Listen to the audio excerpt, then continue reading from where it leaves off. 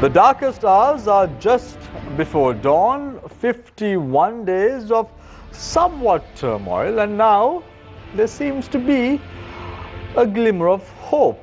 They say every cloud has a silver lining. Are we witnessing the silver lining in Sri Lanka now? To discuss all this and more, we've invited three professionals to our studios this evening. They are also politicians. Let me quickly introduce them to you. Joining us this evening tonight on the show is Attorney at Law, Sujiva Senasinghe. You're a National Party parliamentarian. Nice to have you on board, Sujiva, after a lapse of many months. All joining us tonight on the show is Attorney at Law, Srilal Laktilaka, one of the advisors to the President. Nice to have you on board as well, Mr. Laktilaka, after a long time. All joining us tonight on the show is Dr. Nalinda Jayatissa, Janata Vimukti Peramala parliamentarian. He was just with us 2 weeks ago. Nice to have you on board, Dr. Jayatissa, once again on Face the Nation. What's happening right now in the country? What is the way forward? And where are we heading now as a nation? If you ask us, is the drama over yet? The answer is no. Cabinet has to take oaths. And now the question mark is, who are the members of this cabinet going to be like? To discuss all this and more, as I said, we've invited three professionals. Let's start off tonight's show with Attorney at Law Srilal Laktilaka, advisor to the President. Srilal, what happened? Now, you have been an advisor to the President since 2015. I also met you when you were at the United Nations with President Sirisena in New York a few years ago as well. What happened? What went wrong in all this, the last 51 days or so? What really happened? In short, if I explain in 2-3 words, it is a political tornado. Happened much before, reasons derived much before October 26th, but it exploded on 26th. So it is a political conflict existed and continued between the Prime Minister and the then Prime Minister and President based on policy related disagreements. It's continued well over 3.5 years, and ultimately the President has decided to issue a gazette removing then Prime Minister. So this is the very simple explanation to this whole episode of events happened in between October 26th and yesterday. I just want to take you back a few more days before this happened and what transpired after that. Let's talk about the statements that were issued by President Sirisena about not reappointing Ranil Wickremesinghe as the Prime Minister. And if he did so, he won't even stay in power for an hour. And they say there are no permanent enemies and no permanent friends in politics. Is this what happened? No, I mean, the President in his speech aftermath of the swearing-in ceremony has very clearly stated and answered to this question.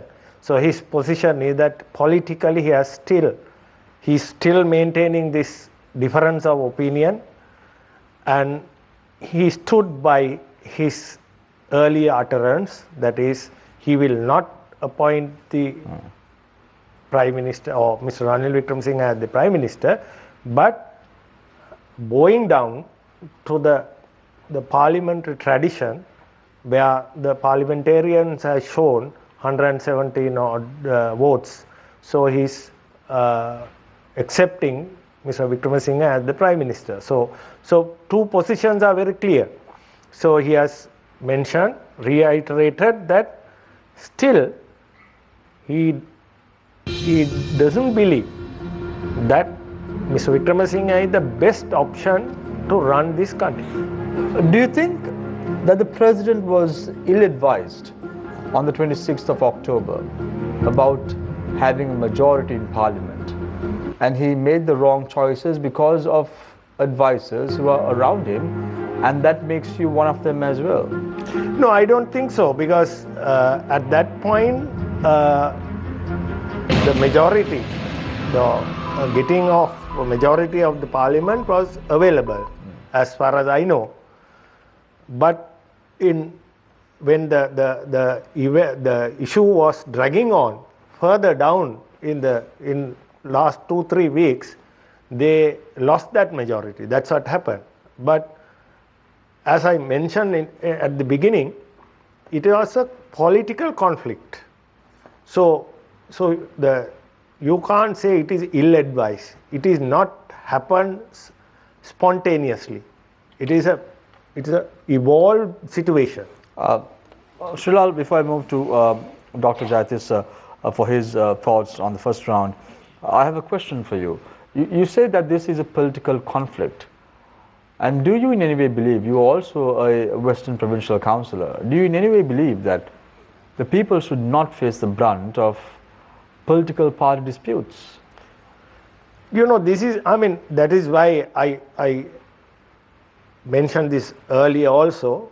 In any democracy, this kind of things happens. Now, Theresa May faced 1 week ago or few days back, no confidence motion which was named as a political coup. In Australia this has happened. So all over the world this kind of things are happening. But we've never had two prime ministers who are vying for the same job anywhere in the world.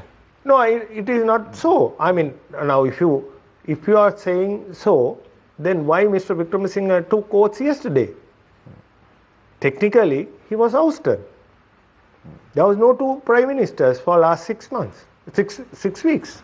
Thank you very much, Srilal Laktilaka, attorney at law, also the advisor, one of the advisors to President Maithripala Sirisena. I now move my attention to Dr. Nalini Jayatissa, Janata Vimukti Peramana parliamentarian. Dr. Jayatissa, tomorrow the parliament is going to convene for the last time as far as the year is concerned, 2018.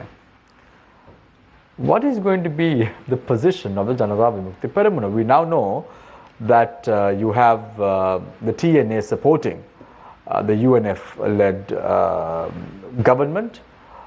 The JVP has the position of chief opposition whip at presently as we speak. What's going to happen now to the JVP? Our stand is very clear in this during this political coup. On October 27th, we clearly expressed our views in this matter.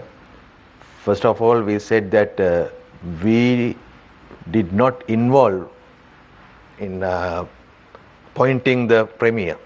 So we didn't vote to support Ranil Wickremesinghe or against Mahinda Rajapaksa.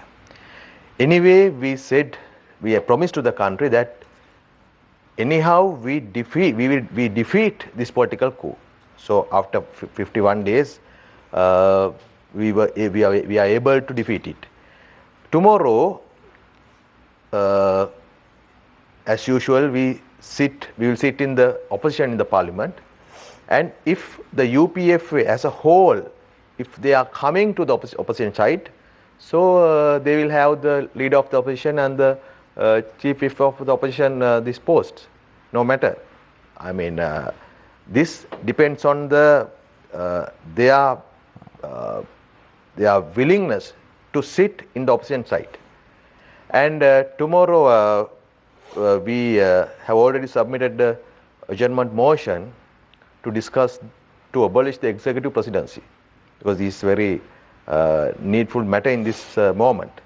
So we will try to discuss everything happens during the 51 days as well for last 40 years, and we would like to remind the president his main promise during the 2015 presidential election. Dr. Jayatis, you say about abolishing the executive presidency, but when you look at the recent turn of events in the Supreme Court, one thing is very evident. The executive presidency powers have been pruned a lot, and the president only can do that much based on the 19th Amendment of the Constitution. If that is the case, why do you all still insist on pushing for an amendment or a new constitution? Because you see that 6.2 million voters voted during 2015 presidential election to abolish the executive presidency, not to cut down some provisions. So within 100 days, we had to limit certain conditions of the constitution because we couldn't go for the referendum at that time.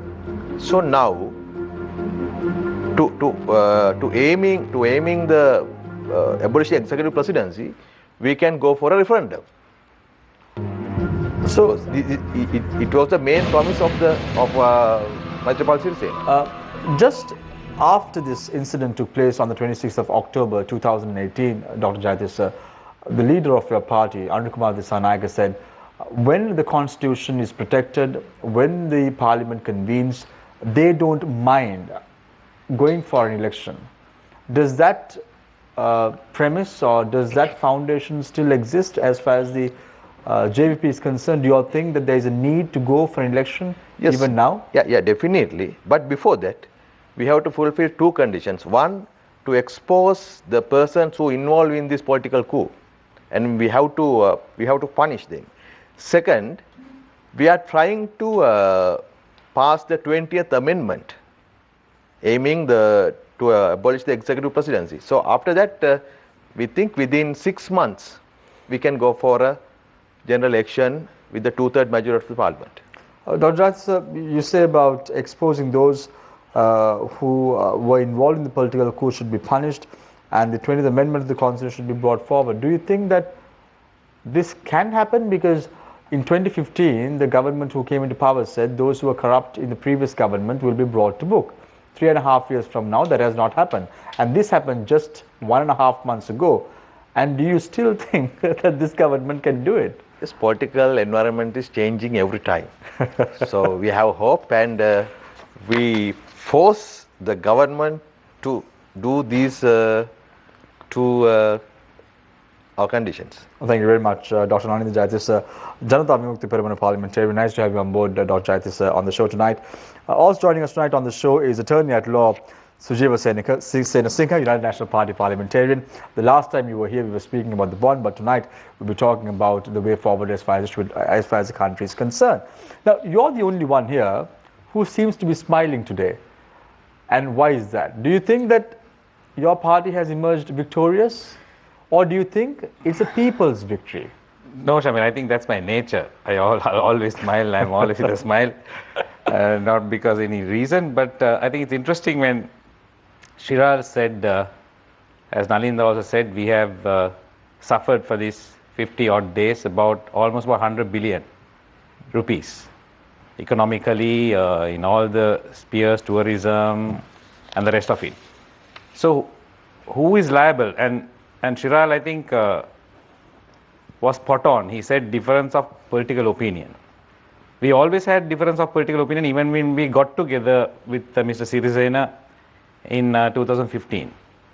But just because you have a difference of political opinion, I have a difference of political opinion sometimes with my leader as well, and even with my colleagues as well. But isn't it childish to hold the country for ransom and to put us, and actually because the judiciary was straight, we were able to sort this out within about 50 odd days. Otherwise, if the judiciary was what it was before and we didn't have this CJ, things would have been totally different. So who's going to pay for this and who is liable? And if it's a political coup, and I believe it was a political coup, and somebody must be, as you said, it's not going to be a criminal action, but politically, and otherwise there can be action taken for people who are responsible for this. Now, my question to you was, do you think that this is a victory of the people, or is it a victory of the United National Party? Definitely of the people. It's not a victory for UMP, definitely. We were part of it. We were, I think, the beneficiary of it, the main beneficiary, but JVP, the TNA, because we saw something we have never seen in Parliament. And we have seen something actually, members behaving like animals in Parliament. And we were very tolerant. We were waiting to see what was going to happen, and we didn't even move from our seats in Parliament. And for the opposition to, I don't know whether it's opposition or the government, Rajapaksa clan along with him, the damage that they did, the reputation of the country is, I think, is tremendous, that we'll have to pay one day for this, the bad name we have got. And I would remember when President Sirisena went to the G7, we were called the champions of democracy, Sri Lankans. And then after about a couple of years, we were almost actually compared to a banana republic. Sujiva, there has been many instances for the UNP to come as a strong force. Why I'm saying this is change of leadership within the UNP. We saw this in the 2010 presidential election when Sarath Fonseca lost the seat to President Mahinda Rajapaksa. There was a time or a need for a change in party leadership. And we saw this right throughout the last 8 years or so. And 10th of February, there was a time that there should have been a change in leadership within the UNP. And now is another chance to change leadership within the UNP, but we don't see this happening. And individuals like you, as you've mentioned on this very show, have been sidelined for making various statements or making various remarks. Isn't this the time for the UNP leader or the Prime Minister now to take a cue from what has happened over the last few months or last 51 days and at least take a decision on behalf of the party and the people?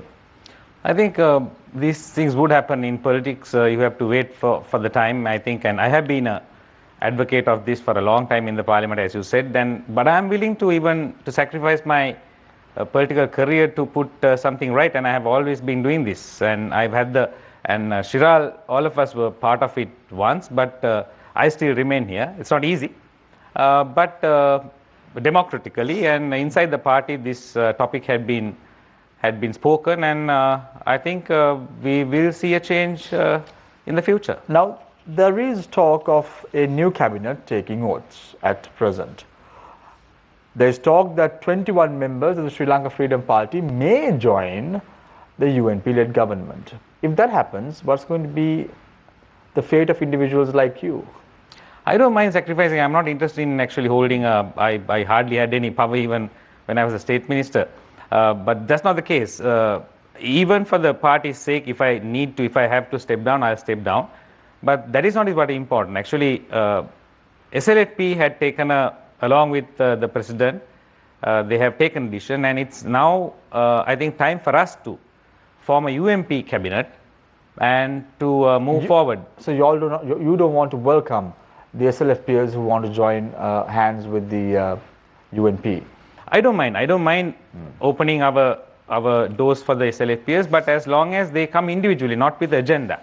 But if they come with the president's approval, as a team, president heading them, then we'll have a problem, same problem we faced, as he said, the difference of political opinion. We have, I've always said, we have forgotten the past, how we all came for one reason, against a common enemy, against a dictatorship, against a dictatorial family. And we have, in politics it happens, and you forget. And that's what happened to the president also. So I want to open the floor for questions from our journalists, but very quickly I want to ask a question from Sujiva. We all know that Ranil Wickremesinghe was the youngest member of parliament from the Begum electorate in the year 1978 under the J.R. Jayawardena cabinet. He was 28 years of age. Are we going to see some young faces at least this time when the cabinet is formulated? Now you're 45 or so. I don't want to mention your age, but I'm compelled to do so. You're 45 years and you've not held a cabinet portfolio yet. Will we see some young blood gushing as far as the cabinet is concerned, at least this time around? Is that on the cards? I doubt it. I doubt it this time. But maybe in the future, maybe in 2020. Maybe in 2020, if the UNP is able to form a government. So I open the floor for questions from our journalists. On to my immediate left is Attorney at Law Sonali Vanagawadage, and on to my far left is Nadeem Majid. So let's open the floor. Let's start off with Sonali. Thank you, Shamir. Mr. Shiral Laktilaka, my first question is to you. After this melodrama that we've seen, the country now wants to move forward. because we are in fact losing out on time. Economically, the country's situation has hit a rut as well. Many industries being affected, including tourism. The economic situation is in shambles. How do you propose to take the country forward, given the very volatile situation that we are trying to, as a country, recover from? I don't agree with your rhetoric, because this country's economic situation went down not because of this 6 weeks drama. It has been a downward trend. Yeah. Now, if you look at, I also personally check when media reports on certain issues like tourism went down. I checked from various institutions whether there was a report, media report. It was appeared in FT that authorities have categorically stated that the statement which showed or stated that 40% of bookings was cancelled is wrong. And if you look at our economic crisis happened much earlier than this situation, because when we signed this IMF agreement, IMF started to explain to Sri Lanka that our economy is irrationally inflated. Therefore, you have to detract it. So that was a very painful process which was happening since then. So therefore, if somebody says all these ills of economy happened within this 6 weeks of time. That wasn't my hypothesis. Mr. Laktilaka, what I'm saying is that the country is on a downward trend, and this became exacerbated due to the melodrama that we had to witness over the past few weeks. So still, I don't agree with your hypothesis. That is the thing. Maybe okay, so it has influence. We don't know the degree.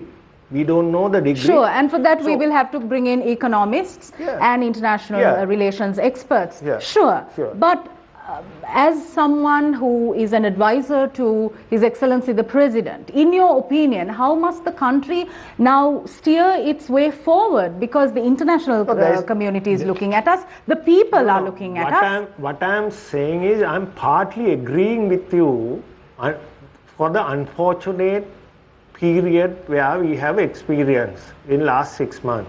I have no disagreement with that. But I also, on the same breath, I have to tell you that the rhetorical arguments which are bringing to castigate the president or the government or the whatever the decision makers at that time for this particular incident or series of incidents, it is unfounded, because economy or socially, I agree that now it is a political crisis, but West started saying it is a democratic crisis, which I don't agree. I know it was a political crisis, but when it happened to Tony Abbott, none of the West said it is a democratic crisis. Right? When it happened to Theresa May, none of the West countries say it is a democratic. Look at the Brexit. Now Tony Blair is asking to have the second referendum. Undermining the first referendum. Will somebody come and say British state or United Kingdom is having a democratic crisis? No, it is a political fallout. So you're finding fault with the common rhetoric, the common parlance that is being used in light of the situation that the country is currently facing. No, but my question, let me simplify it for you, Mr. Laktilaka. What I'm asking you is, what are the economic fiscal measures which your government proposes to take in the coming 6 months, 1 year, to make sure the country doesn't go down in the dumps? Now, it is the responsibility of the United National Party and the Prime Minister to come out with that, right? So that's why the UNP wanted this power. Now, they were ousted by 26th October and they insisted they want and they are entitled and they want the power. So now they were installed. And it is the duty of the United National Party to come out with their strategy. Dr. Lalinda, if Mr. Laktilaka's position is that on the 26th of October, the United National Party was ousted from government, Mr. Ranil Wickremesinghe, the Prime Minister, then Prime Minister, was ousted from the position of Prime Minister, that means that, according to Mr. Laktilaka at least, that for the duration of the past 6 weeks, when Mr. Wickremesinghe was occupying temple trees, that occupation was illegal. Am I right, Mr. Laktilaka? And does that not mean that that's an offence against public property? Give me a minute, Dr. Jati sir, because when he took oaths yesterday, it was reconfirmed. In that case, isn't that a violation of public property, an offence against public property? The 6 weeks that he has been occupying temple trees. Yes, why not? After November 15th, after the first no confidence motion, the Speaker in the Parliament clearly announced that there are no more ministers or Prime Minister. So all are parliamentarians. So either Colombo district parliamentarian or anyone, he can't use the temple trees. That's a problem. So it's completely violating Mr. Senasinghe, do you agree with the two gentlemen to your left that this was an offence against public property, that Mr. Wickremesinghe had no right to be there and therefore should be held liable under the laws of this country? No, I don't think so. I'll explain why legally. The first thing is he was never sacked. While he was in power, there was another MP was sworn in as the president by the Prime Minister by the President.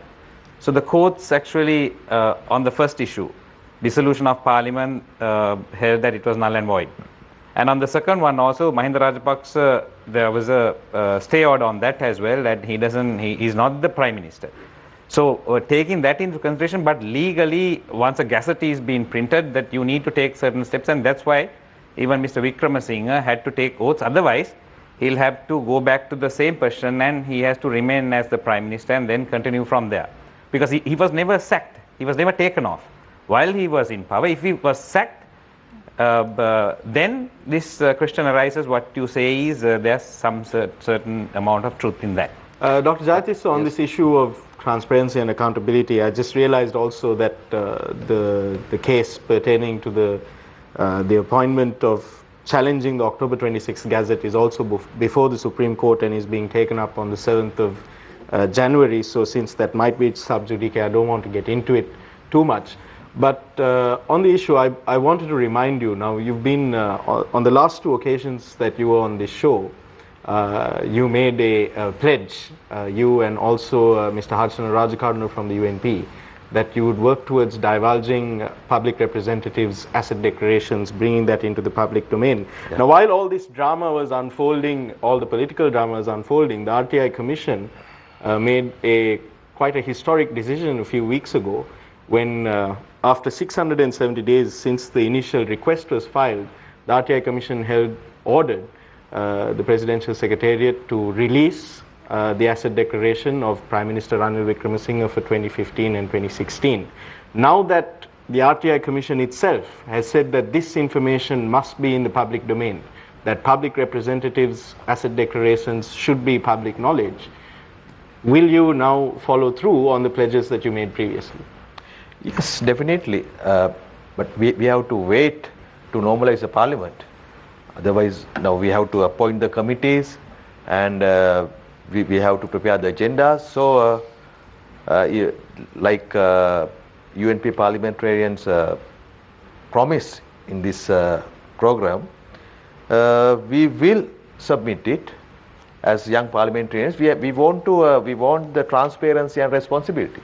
Dr. Jayatissa, it's interesting that you say that there's a need to normalize Parliament, because some political analysts might suggest that if you do a post-mortem of this situation, of this constitution, of this political crisis that arose following the decision of October 26th, you could trace its roots all the way back to 2015 August, when the largest group in opposition in Parliament was denied the position of opposition leader and chief opposition whip.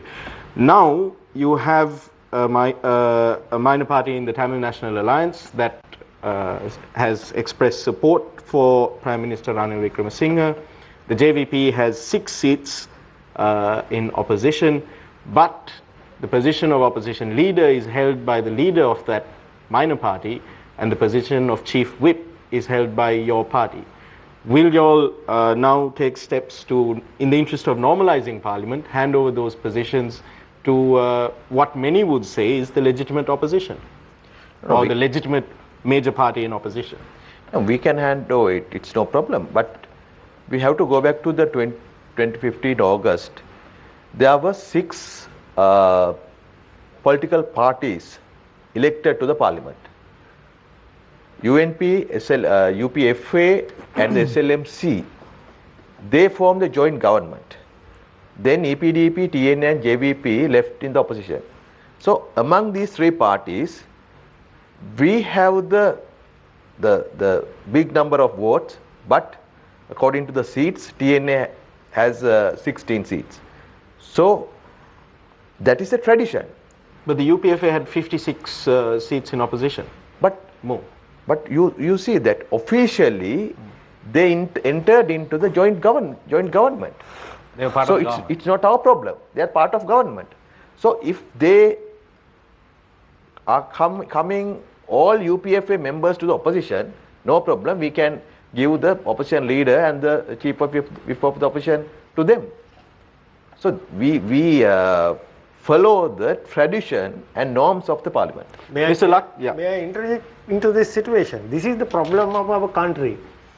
Democracy always defined with an agenda. Not that I am going to protect my government or my president, but we must look at these principles objectively. This is what happened to Sri Lanka all over last 2-3 decades. When it happened, when some wrong happens through our hands, it is downrightly condemned as a democratic violation.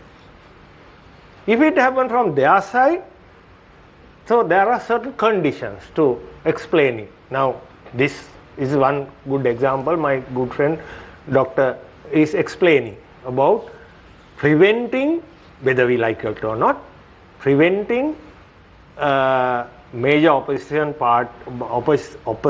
group from getting the opposition leader or whatever. When provincial council elections are postponed, it is not a democratic violation. It is for the betterment of the society. But Mr. Lakthilake, the president also has some responsibility in the postponement of provincial council elections. I just want to tell you, finally, I just want to answer Dr. Jayatish's explanation over the political coup. When it happened from this side, it is a political coup. If it happened from other side, it is not a political coup. Anyway, we'll get back to that in a minute. I just want to drag my attention to Sujiva Senasinghe, UNP parliamentarian. Quick question for Sujiva to just wrap up that line. There is some justification to what Mr. Lakthilake is saying, because, for example, when the members of the joint opposition spoke to the speaker, the president, etc., and said, look, we are in opposition. Our parliamentary group leader is MP Dinesh Gunawardena. We want you to make him the opposition leader. There was no reciprocity from the speaker or from the president, for that matter. And then later on, when the joint opposition was sort of forming, a government official, I think it was the Ministry of Mass Media, issued a directive to media institutions saying, do not use the phrase joint opposition. Wasn't that undemocratic? That is not. It's very clear. It's very simple. And Nalinda was correct on that. The party which has, after the election, which has, the opposition party which has the majority in parliament, holds the position of the opposition. It's very clear. Otherwise, a couple of people from UMP can all of a sudden, about 30, 40, if we have about 160, the major party, the government, can go to the opposition and say we are the party which has the majority, and we about 30 or 40. Then the government and the opposition will be from the same party. So after the election, it is very clear. But now the situation is different because TNA has supported the government. So now they can't remain as the opposition. Now, as Nalinda rightfully said, we will look into that and we never said that it's not correct when we, and Tony Abbott and Theresa May is totally irrelevant to this matter, because the way the president actually dissolved parliament and the courts have held that it is unconstitutional, and not only that, and forcefully. The Rajapaksa's way they want to take power in parliament also by using thuggery, by using violence, with all that. So that is a political coup, and the president also supported that. So what action is going to be taken? Only for the Gazette notification. No, not the Gazette. I'm saying the coup is not only the Gazette notification. So, Sujiva, what happened, what transpired after that as well. In the last 51 days, we heard individuals like UNP parliamentarian Harin Fernando saying openly in political fora that there needs to be a change in party leadership, and then he went backtracking about the statement that he made. We saw individuals within the grassroots of the UNP wanting a change in the political leadership. And you've been wanting a change in the political leadership for the last so many years. Why is it that the Prime Minister, who is now holding that post for the 5th time, being the only individual in the Sri Lankan history to hold that position for 5 times, still wanting to be there? And you all are supporting him even now. I'm not understanding the real thinking of individuals like you, Harin Fernando, who have supported Buddhika Padran, who support on one side Sajid Premadasa, and then on the other side having Ranil Wickremesinghe also as an individual to support.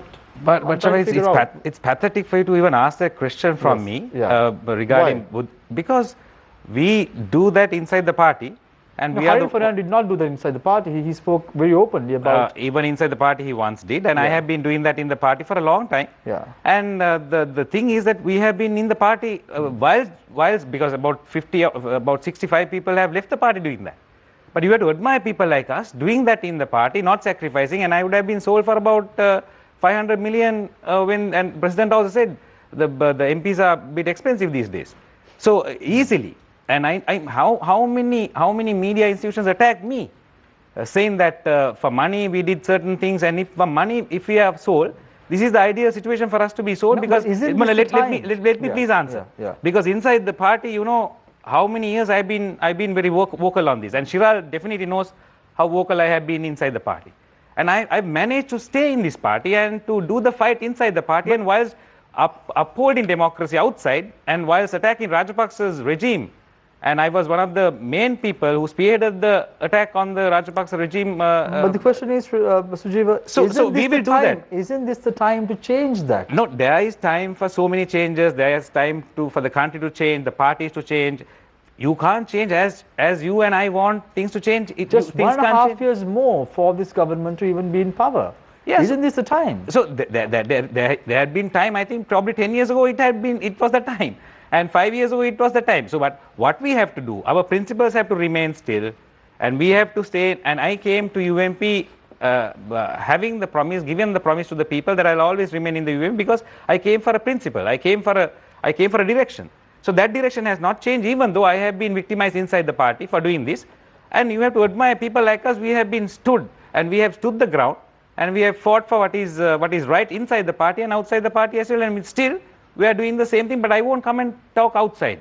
I won't wash my dirty linen, come to to a media institution and talk about what happens inside my party. But what I have to do inside my party, and if you have asked members of my party what I have been doing right along, I have been doing exactly that. So, do you think this is the time, if there needs to be a change within the UNP?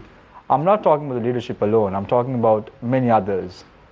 Don't you think this is the time? So many changes has to happen, and if those changes happen, we will be in power for about 20 years, doing good for the country, not just for us to be in power. People like Sajid Premadasa, all of us, we have a direction, and we have a commitment and we are quite clear about our policies. We want to be uncorrupt. As he said, it's a very good idea for us to actually, I've always said, I've brought my file even, my asset declaration, and I was always told, anybody can check, you don't need a court order, but not to humiliate us, not to actually to take vengeance on us by media institutions. That also happens when you have enough freedom for democracy, you target certain people and they also have agendas. So it's very difficult, delicate situation. But as you said, changes are needed, and those changes will come.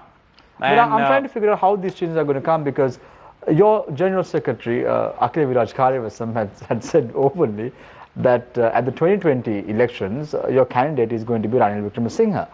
And Prime Minister Ranil Wickremesinghe, on many political fora, has said that he will retire from politics in 2030. Now, you're saying that the change will come, but it will only come in 2030. Is that what you're trying to say? No, I don't agree with that, and I can't tell you what happens inside the party. And about 95% and probably even more, we have come to a certain conclusion, and I can't divulge what it is. I can't give away our party secrets and our strong points, trump cards also, because advisor to the president, the main advisor is here next to me, and probably they are aligned with the Rajapaksa clan also. I don't know what their direction would be, so I have to be careful. But definitely, I'm only working on technical issues, not on political issues. I don't know that. I don't know very that. safely, very safely. Shrab washes his hands from everything in the last 51 days. But definitely, I will stand by for what is right inside the party, and I will always stand with whatever criticism I get. I will always stand up for what is right. What is right and what is wrong? That I have to tell you from from different point to different point, it's going to change. What is, if you ask me about the President Sirisena makes a statement when he was handing over the post of premiership to Ranil Wickremesinghe. It was a 45-minute speech, and the speech more or lessly speaks about the way in which the UNP has governed the country in a wrongful way. Did the UNP take a cue from that statement that the president made? Probably 1 or 2 points he may have had, but what about himself as well? And if you gave a speech to me, I would have a 1.5 hour speech and talk against how he governed the country as well. So because he's the president, we would listen to him. He's the most powerful person in the country at the moment, and it's these differences were there when we got together as well. It's not a magic that we came together. We came for a common reason, and then we'll have to stay together. We'll have our differences, but we'll have to stay together for the period which is speculated for a certain that is next December. Now, Sajid Premadasa, and why would president want to go for election when it's due after his presidential election? Why, if he really wants to see what the people think, he should have gone for a presidential election. Sajid Premadasa, the UNP deputy leader, making a statement subsequent to President Sirisena, says that the UNP have no intention to table an impeachment motion against the president. Was this on the cards at any point? Are you asking me? Yes. No, different people have given different opinions, but that is not he's our president. We brought him. So we have a moral and a ethical obligation. We don't want to do that, and there's a period one year more, and then we'll get ready for the presidential, and then we'll face off the presidency. Shiral, does this worry President Sirisena? No, it was openly articulated by several members of United National Party. We don't know whether it is a speculative statement or not. In a given situation, due to these various political competitions, we don't undermine such a statement. I mean, it is possible. It's always possible. But categorically, I would say, Mr. Wickremesinghe. But fortunately now, I am very happy that yesterday Mr. Premadasa categorically stated that his party will not take such a rash decision. Dr. Jayatis, Shamit, just to add on that, yes. Mr. Wickremesinghe never said that. Mr. Premadasa never said that. But when these things happen, as you said, you know what you faced for 50 odd days, and there have been people coming up with different ideas. That's all. Dr. Jayatis, very quickly, if there was a change in leadership within the UNP, let's say hypothetically, Sajid Premadasa is the leader of the UNP and becomes the next prime minister, hypothetically. It may happen, it may not happen, it may be someone else. If that was the case, would the JVP support the UNP in its cause? No, we are against UNP, not for the leadership or Ranil Wickremesinghe or Sajith Premdas or Navin Dissanayake. We oppose them as their principle, especially the economic policy. So whoever in the chairmanship of the UNP, we never bother about it. So we take the UNP and SLFP, these parties, on their policy level, policy basis. But do you think that individuals like John Amratunga, Malik Samaravikrama have to now bid adios to politics, and at least they can be parliamentarians, but there needs to be new blood gushing in the new cabinet. Do you believe so? Yes, every party needs the new blood on and off, but the leadership crisis in UNP should solve by themselves. Now, let's say for example, we can't recommend the person or one or the other one. No, but let's take for an example. Now we know that in the next few days, H.M. Fauzi may be appointed as a cabinet minister. If he's appointed, H.M. Fauzi is 70 plus years old. And are we going to have an old cabinet, or are we going to have a new cabinet thinking of the next 1.5 years solely focused on the people of Sri Lanka? I believe that to face the challenges we are facing as a country, we need fresh blood, and we need high capacity young cabinet ministers to overcome all the challenges. But it's up to the UN to decide who they are going to appoint. So thank you very much, gentlemen, for your thoughts in the first and second round. Very quickly, Sujiva, before I go, does your party leadership consider giving Vasantha Senanayake also a cabinet portfolio? I'm not sure. I'm not part of it. I'm not part of the decision-making team at all. I don't know what even I'll get anything. But would you be disappointed if someone like Vasantha Senanayake gets a position in the? I would be. You would be. Thank you very much, gentlemen, for your thoughts. We're now going for a short commercial break. When we come back, we're talking about the way forward for Sri Lanka. What's the next cabinet composition going to be like? And if we can at least make a few predictions about the future, that's what we're going to do right here on Face the Nation tonight. Stay connected, stay with Face the Nation. We will be right back.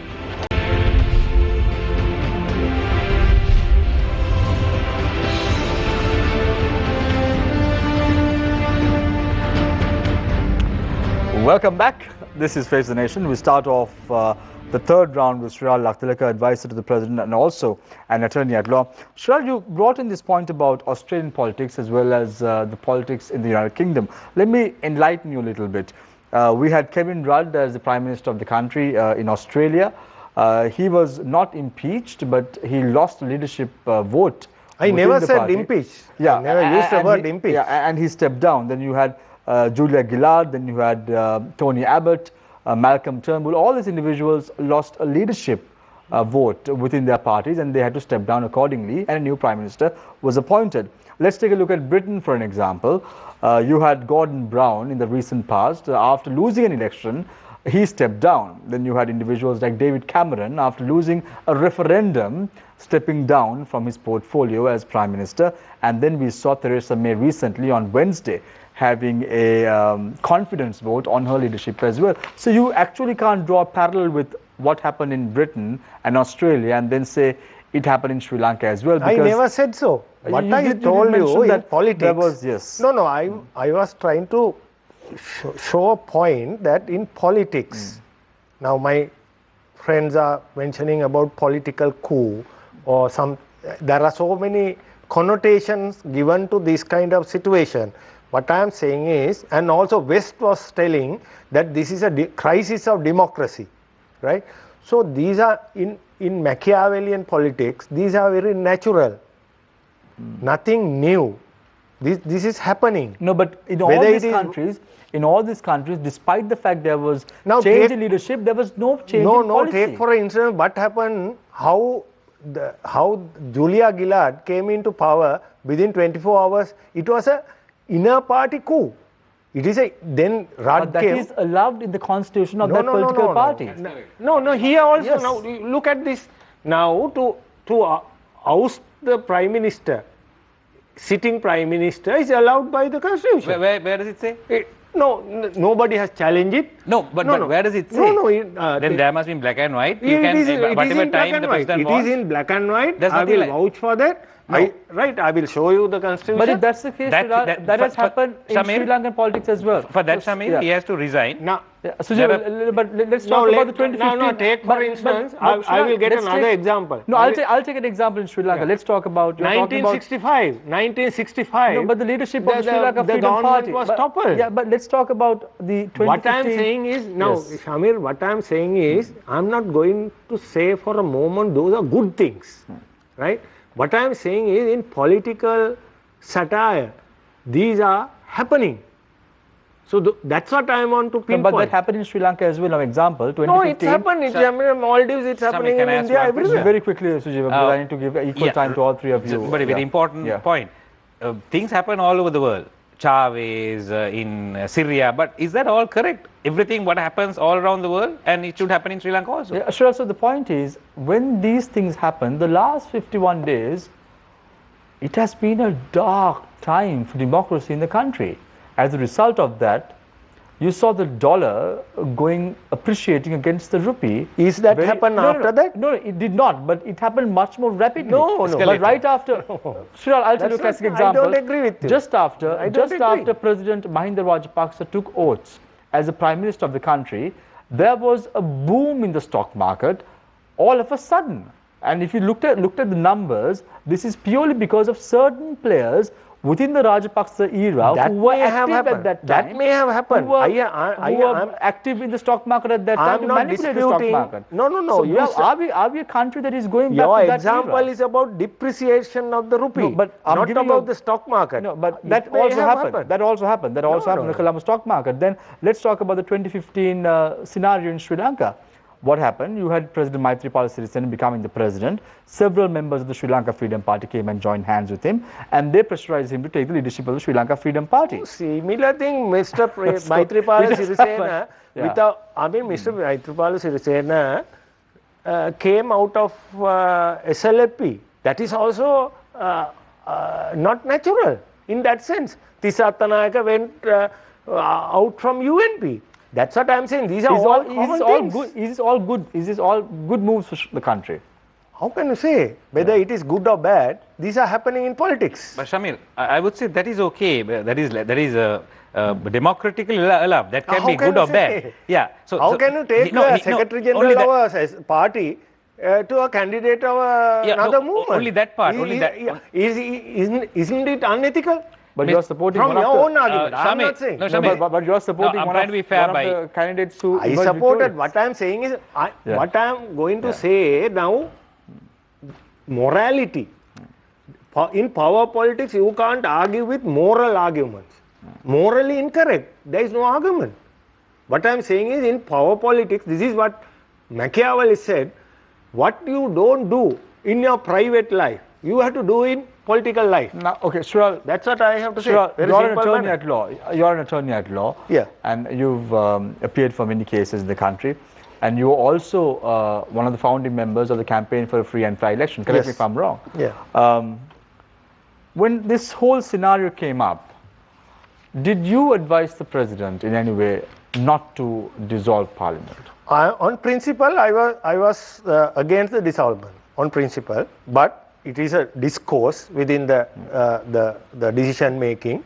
I represent the fact that legally it cannot be done. Very simply that, but beyond that I am not going to explain how it happened and what has happened. But as a person, I believe it is not possible. Yeah, based on the Constitution, the president should have taken opinion from the Supreme Court. He is allowed to do so. Why didn't he do that? There are so much of reasons. One day when I write a book, I will explain. So we'll have to wait until you write a book. One small question for Shiraz. Shiraz said very rightfully, he said legally and ethically, or legally and as a principle he was against it. So isn't it a coup when when he also believes if it's illegal. No, but you can't put words into Shrilal's mouth. I'll explain. Yeah. Now, anywhere, all over the, now go for, if you go to 1977, when Jaya Jayawardena want to remove civic rights of Sirmawa Bandaranaike, Gamini Disanayake was against that. But he stood for that principle. Yeah. So, in any decision-making forum, there may be difference of opinions, right? So, ultimately, one school of thought win the day. But that is wrong. I mean, removing Sirmawa Bandaranaike's, that is also wrong. So, what is wrong is wrong. Anyway, I now move my attention to Sujiva Sen Singh, United National Party parliamentarian. Sujiva, let's take a look at the numbers of your rally today, which somewhat crippled traffic, and those who were going about in the Colombo city probably were cursing your party as well, having a public rally on a day like a Monday. But let's talk about the numbers that you all were able to gather to Golfers. Were you all satisfied with the numbers? We were satisfied with the numbers. It was huge, but as you said, I am against holding public rallies, and I know how angry you get when you get stuck in the traffic. And I was thinking of this also when I was taking my crowd from even Kaduvela. I took them on the pavement. I never got them to get into the road even. But some people say for the greater good of the country, we needed to do that. But I may not agree with that. But the crowd was quite remarkable. I think that was the biggest crowd we managed to get for a long time. Sujiva, the numbers. Do you think the UNP would have been able to get this kind of numbers if this did not happen on the 26th of October 2018? Do you think that all this happened in the favor of the UNP as a political party? True. We were a bit down at the moment because any government in power will have to face certain criticism. Even though we made a lot of gains, also economically, if you give me some time on that later on, I can tell you what are the gains we made. And it's a small country, as you said, like 2 months down the line, we'll be able to, I think, then rally up our government again and do the good work that we have done. Ease out doing business from 110, it has come down to about 95. Tourism was increasing up to about 3 million. And as Shiral said, not 40%, but at least 20% would have been affected. I think all in all, UMP also gained a little bit out of this crisis. In the last 51 days, there were some lessons learnt also. One of the lessons that the people learnt was one of the strongmen or a Thera was paid 95,000 rupees from an organization attached to the state. And then you had Prime Minister Ranil Wickremesinghe, who was having shares in the Lake House Printing Corporation, which printed checks for the government as well. So some lessons were learned. So there is still a black mark in that white sheet of paper, isn't it? A few black marks. No, but that's a good part of it also. I think the biggest lesson people learned, and especially except for your media, other media organizations, the freedom of media that we had, and for that short time, certain individuals started calling them and telling them what to have on air and what not to. So the freedom that we have also with this government, with all the criticism, with the president and the prime minister being on two sides, we have to appreciate the freedom, the democracy, the good governance also we had. So people also missed out on that also for that short time. They realize if Rajapaksas are back, it's going to be double jeopardy. It's not going to be like the last time, it's going to be even worse. So what is important is if there is something wrong, action must be taken, and this comes out at least. So for anybody, maybe Mr. Wickremesinghe, maybe the Thera, maybe anybody, all three of us have to get the credit, and with you all as a media institution who was a part to this actually freedom that we got, all of us have achieved. We have to always look at the good side also, but people always forget the good side and always look at the bad side. So we have gained a lot, and as you said, the transparency is there. Whether it's a prime minister, whether it's a minister, these things have happened. A couple of ministers have resigned because of that also. Certain allegations, and these have come out. So we have got, I think, we have got a very transparent, and we have got a tremendous judiciary. We got a CJ after a long time, and who stood his ground. And as a result of all the changes that we have made. Now, certain ministers resigned during the last couple of years based on corruption allegations. Now, when this new cabinet is appointed, do you think that these members will come back again to the cabinet? And if that happens, what would be the stand of individuals like you? It depends, Shamir. Again, two sides to it. One is legal, one is ethical and moral. Yeah. Legally, if there's no any action against them, time has passed almost about a year or by 8 months, 9 months. Then legally they can be appointed, but morally it depends on the allegations that they've had, and then whether as a party we should and we would. That's a decision to be taken by the leadership. I spoke about Vasanta Senanayake before. I want to also speak about Vijayadasa Rajapaksa, who was the lone member of parliament who made a statement in parliament just a couple of weeks ago. So if he returns to the UNP, would he be getting a cabinet portfolio as well? If he gets, I would not be a part of that government for sure. For the reason, nothing personal against him. The damage he caused, the first and the lies that they come out with. And they say because of certain principles. And you're saying this with responsibility that you won't be part of this government. Very strong about what I said just now.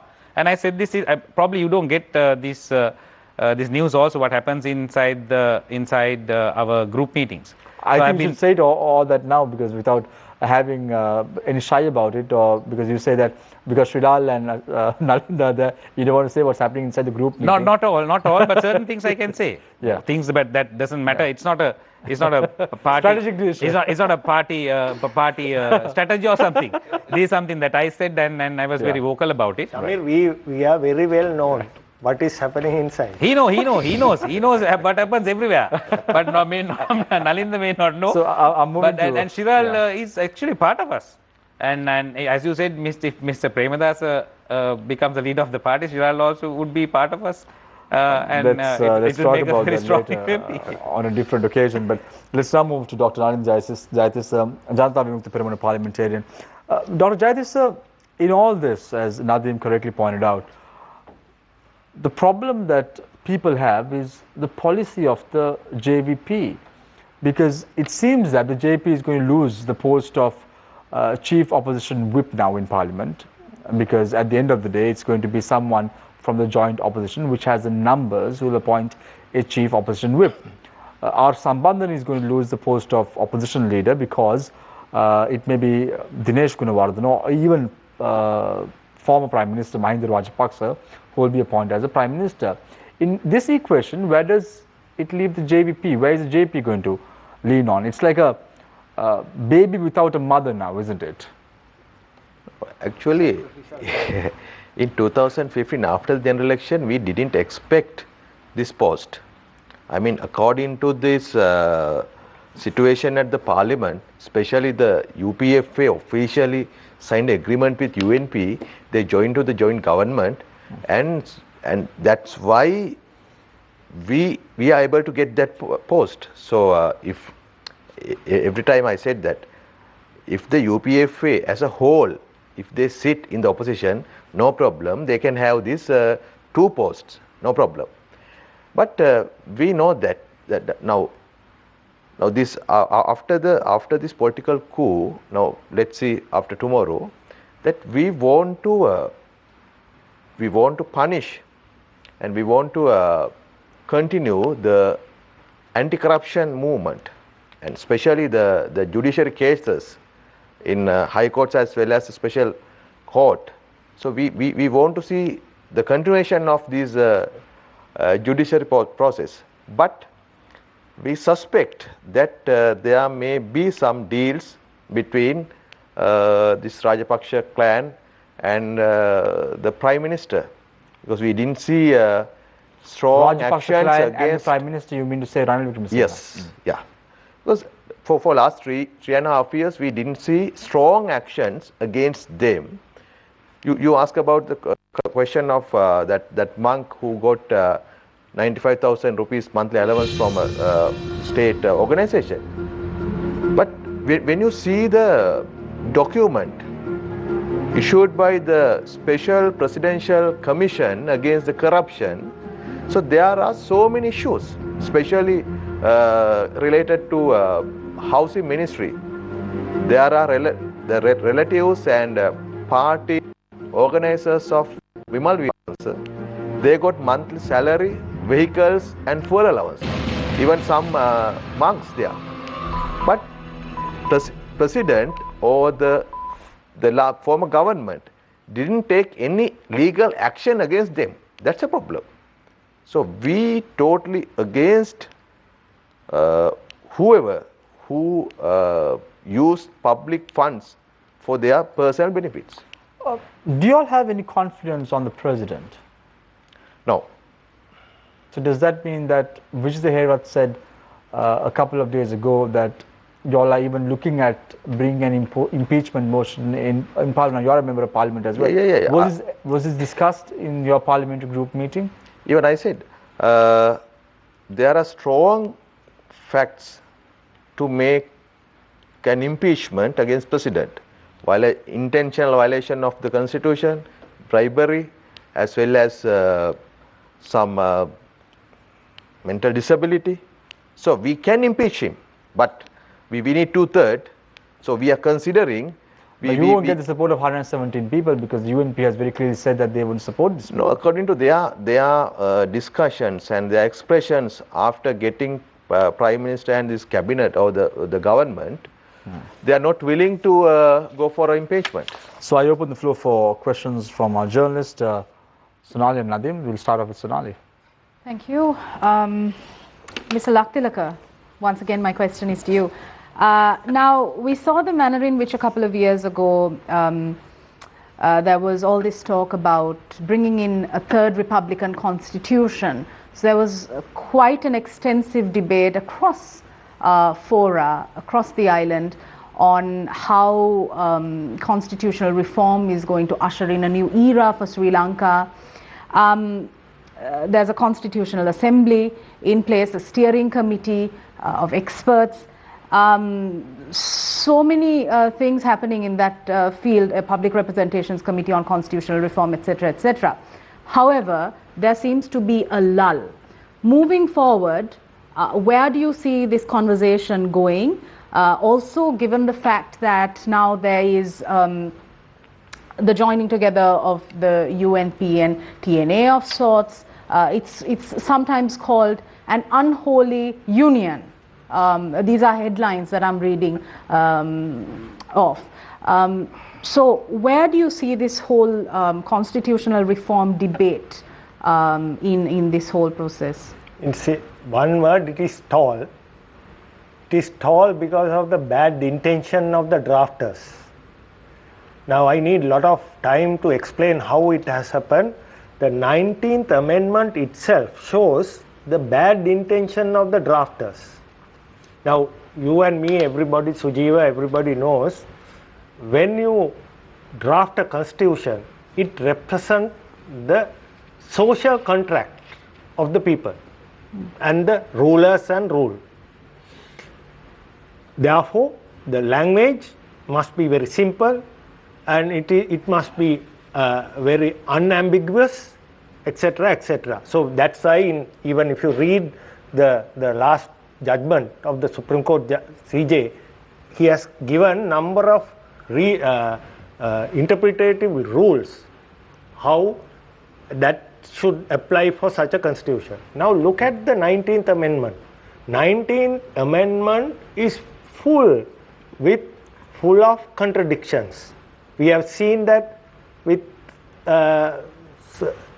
in between 33 to C and 71. Now tomorrow we will see 43, 1 and 2 and transitional provisions of 50 and 51.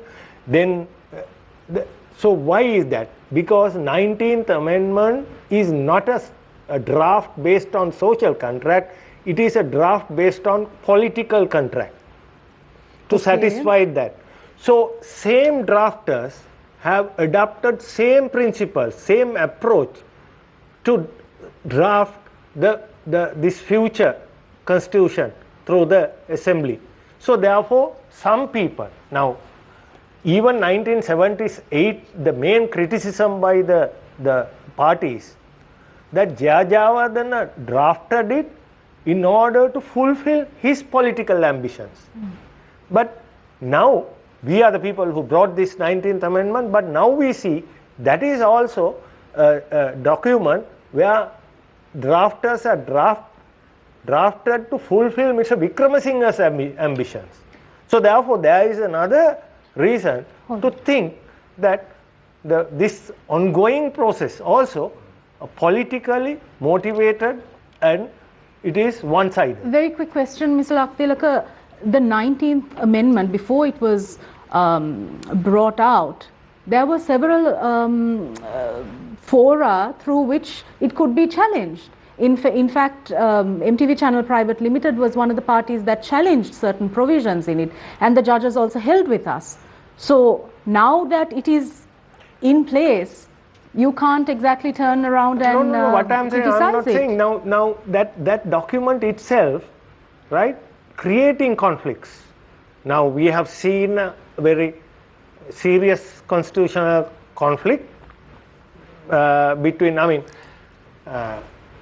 two sides gave different interpretation to 33, 2C and 71.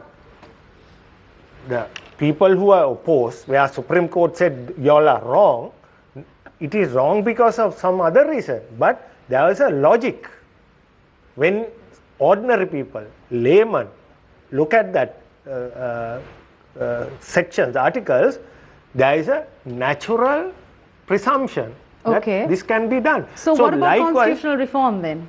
Pardon? What about constitutional reform? So this is the one thing. That's why I said, if it is based on social contract, we have to adopt the word called constitutionalism. Constitutionalism cannot be fulfilled through the rooms of Mr. Wickramasinghe. Mr. Laktilaka, what right? is it so specifically in the 19th Amendment? Now, if you look at the way this constitutional draft drafted, we have seen 6 committee reports. But when you see the what you call interim document, can you draw parallels or similarities between 6 reports and the draft? No, nothing. It's a waste of time. So 6 committee reports were done by somebody else. The interim draft was done by somebody else. There is no congruence, no convergence. So what's your response to that? How do we overcome it? So that's why people doesn't believe. That's why people think that it's a sham. That's on the exercise of constitution making right now. But you said earlier that the 19th Amendment, that there are certain sections of it that were included to serve the interests of Mr. Ranil Wickramasinghe. What specifically in the 19th Amendment serves the interest of Ranil Wickramasinghe and is detrimental to the country? Okay, I'll give you a very simple, good example, which we are going to face tomorrow or day after tomorrow. Look at 43.1.2. 43.1 says, the President, in consultation with the Prime Minister, will decide the number and the composition of the cabinet. So then, that's, in law we are using the word consultation as concurrence. Now, concurrent word was never utilized here. Then come to the 43.2, then says, when President appoints a parliamentary member to the cabinet with the advice of the Prime Minister, right? Then, if you go back to the 19th Amendment, there's a transitional provision called 50. 50A says, if President wants to hold a ministry with concurrence of the Prime Minister, you can hold other than those 3 assigned ministries. Then, once again, if you go to 51, right, another thing says. But Shiral, I want to get Sujeeva's thoughts as well, because Sujeeva is also an attorney at law. You can say whatever you want now, but this is a part of the law now. You have to adhere to it, right, Sujeeva? Yeah. There's no second word of going back and saying. And they could have opposed also. And they could have opposed the President and Shiral. Give me a minute, Sorry. then I will. Yeah.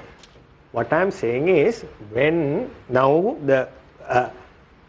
even Supreme Court says, in a constitution, you need a clear and unequivocal language to to be utilized. What I am saying is, I am not going to challenge the 19th Amendment now.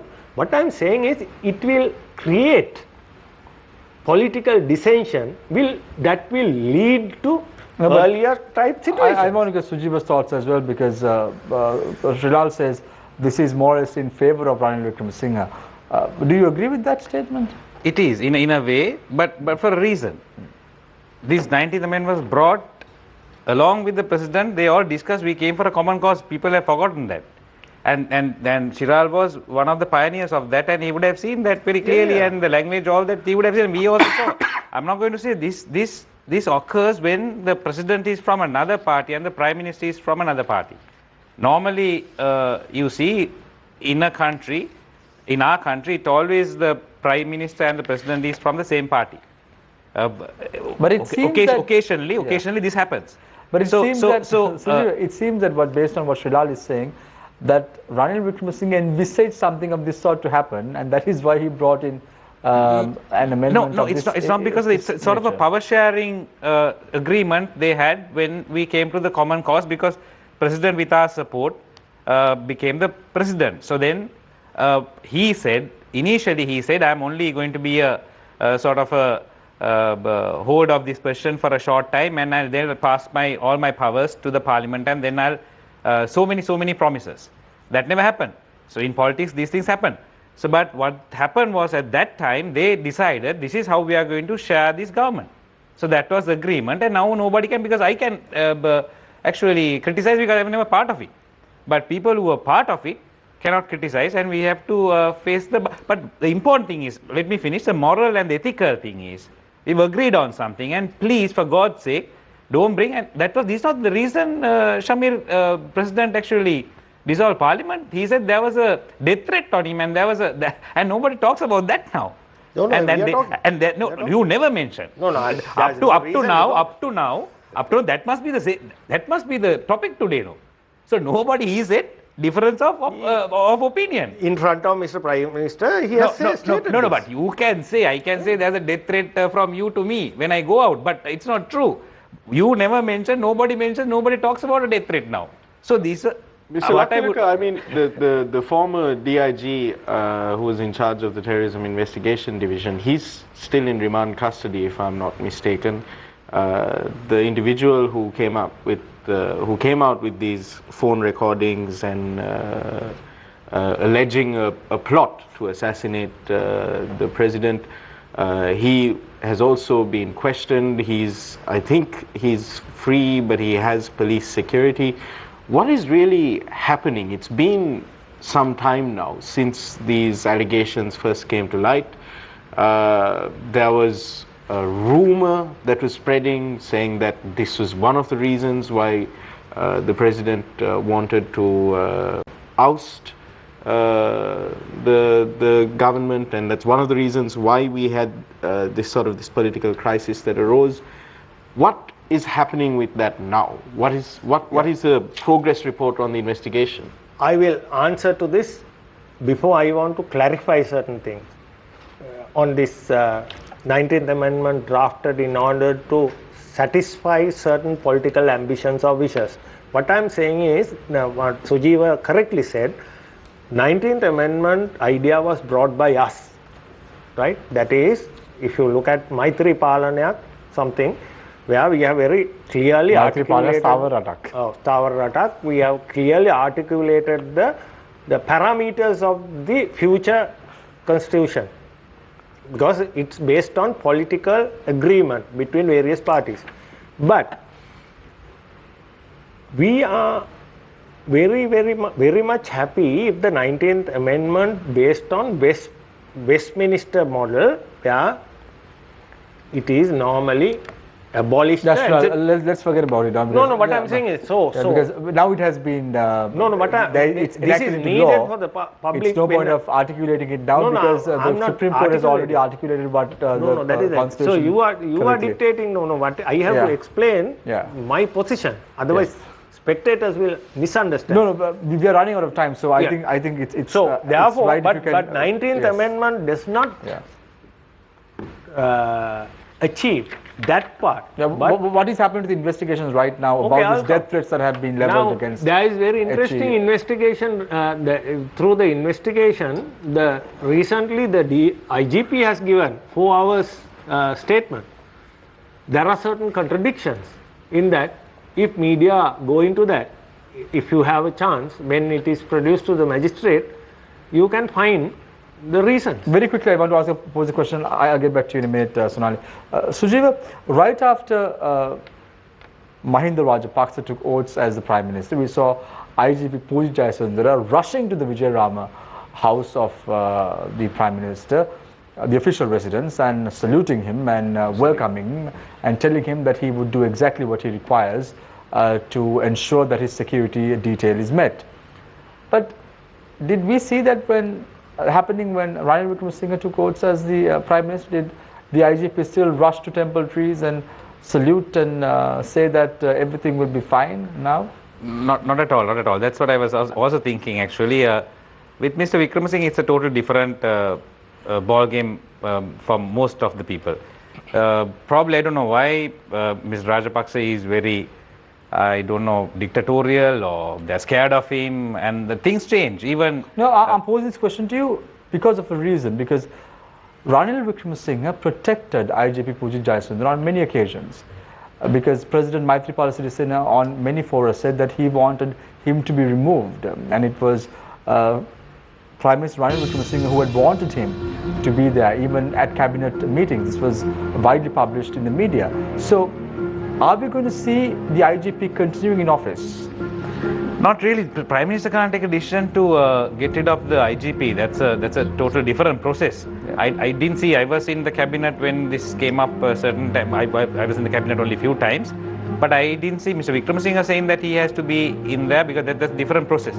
So IGP's situation is a total different. Because we saw IGP Pooji Jayasundara even at an event that was held, taking the phone out and saying, yes sir, I will do as you say, it's not going to happen, we're not going to arrest him. If there is an arrest that is going to be made, I will keep you informed. So that showed that he was getting instructions from high-ranking officials of the government itself. So you can, if there's a minister, there's a president, there's a prime minister, IGP can listen to, and that's a normal thing. And these are not the things that actually you must make allegations against IGP. These are simple is stuff. That good governance, Sujit? No, that's a different thing. Good governance and the legal issue is totally different. No, you all have got a second lease right now, a second chance.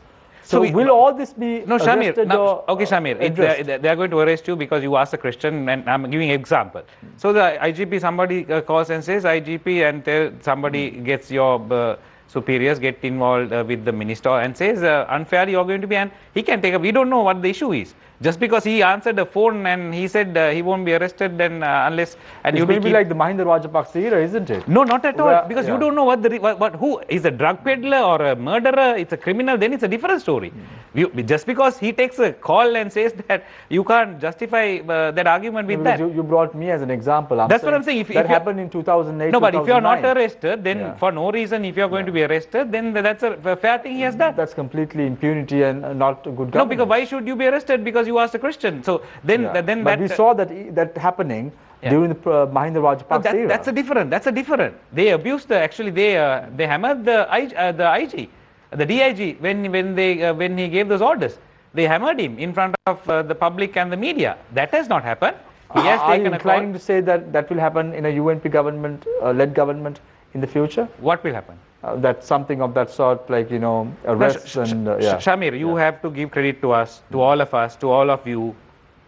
Good governance is there in the country, and even the president, with all the criticism I have against the president, also that good governance, rule of law, democracy, it happens.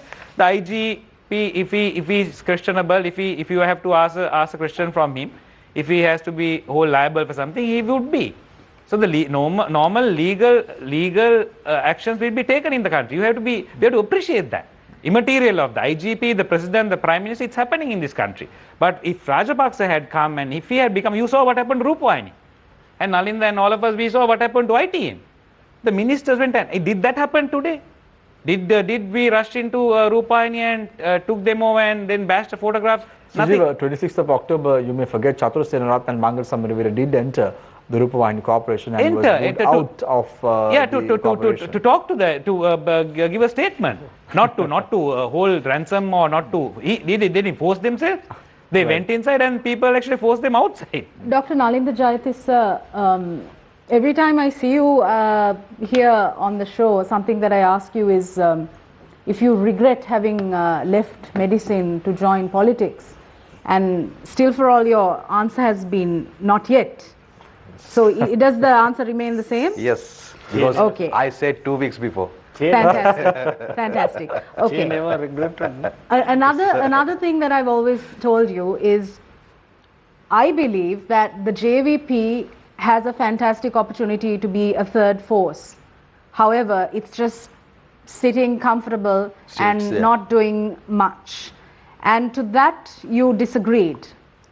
Yeah. Now, you, as a member of the JVP, are interested in bringing forward the 20th Amendment to the Constitution, which will further curtail the executive powers of the President, right? Yeah.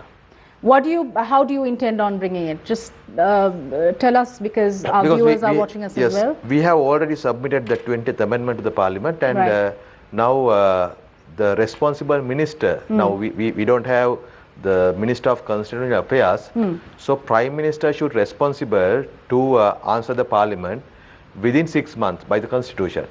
So, but the main challenge is we need 2/3 majority in the Parliament to pass that, and we have to go for the referendum. Now, even the President and Mahinda Rajapaksa, everyone, now they are telling that this 15.5 million is the important than 225 members in the Parliament. So, for the 20th Amendment, we ask them, allow this amendment to go for the referendum for 15.5 million people. Don't block it in the Parliament by 225. Right? So that now people can think, I mean, they can decide whether the executive presidency suitable is not to the country. Right, thank you very much. Mr. Shiral Laktilaka, unlike the 19th Amendment, here's an opportunity, the 20th Amendment to the Constitution, where you can actually effect change. What are you going to do about it? On principle, I am for that.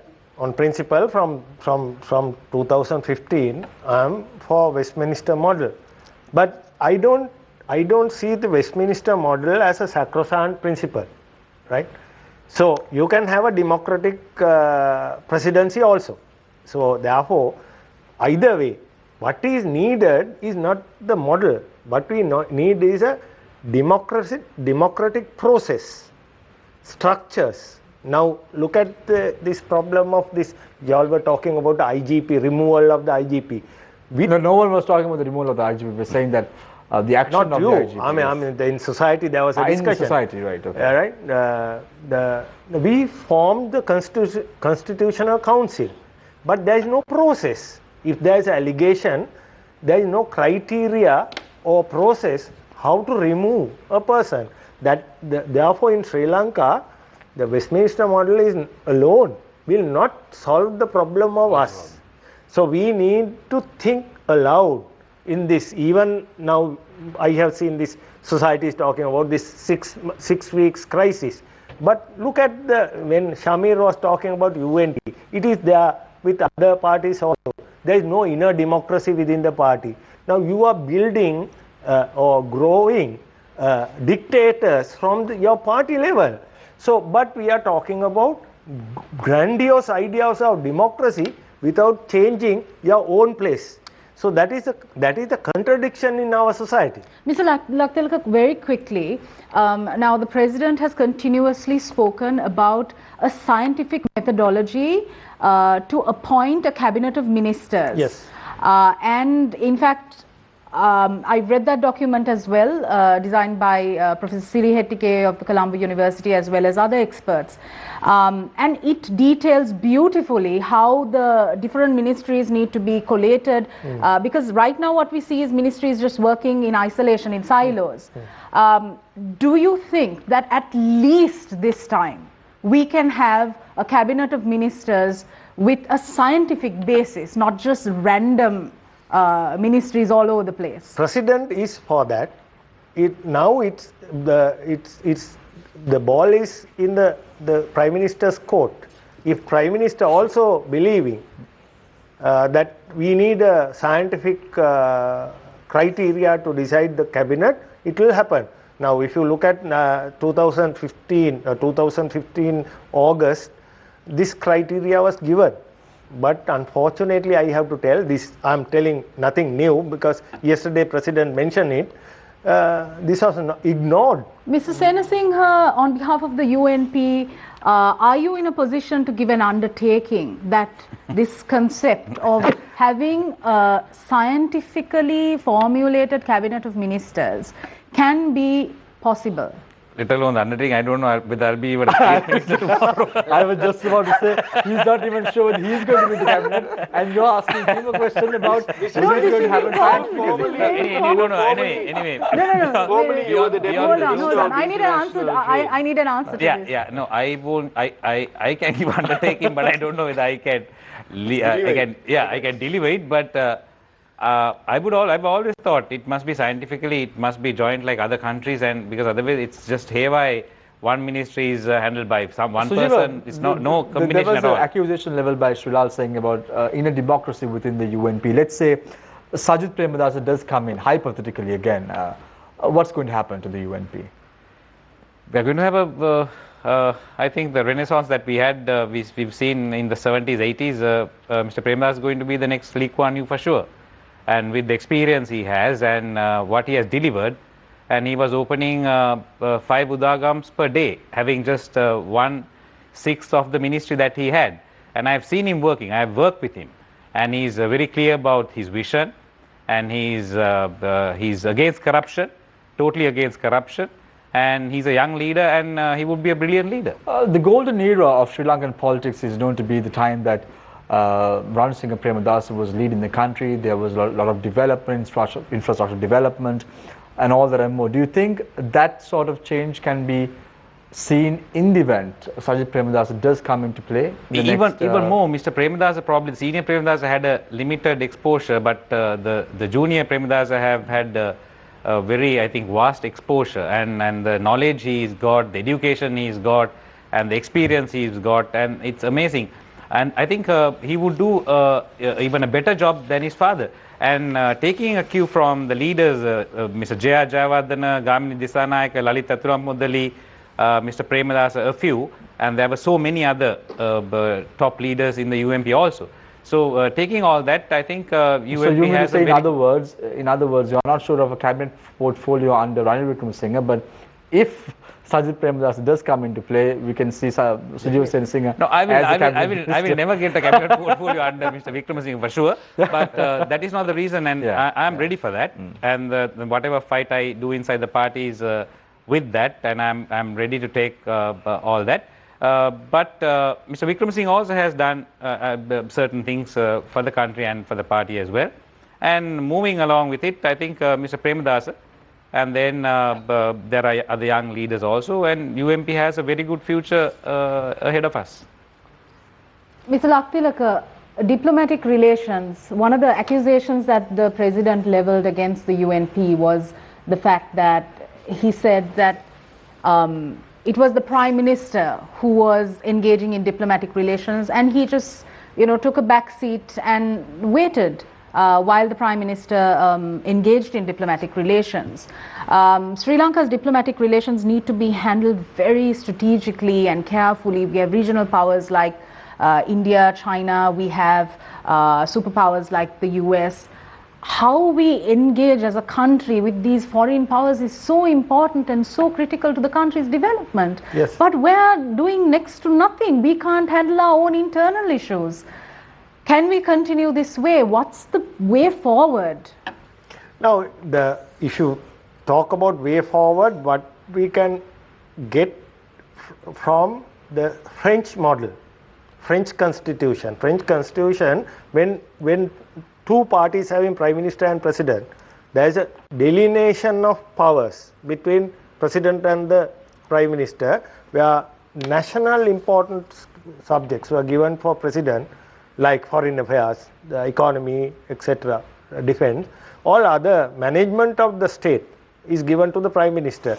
So if you want to have a coexistence for next 1.5 years or at least 1 year, this kind of rearrangement is needed, if at all.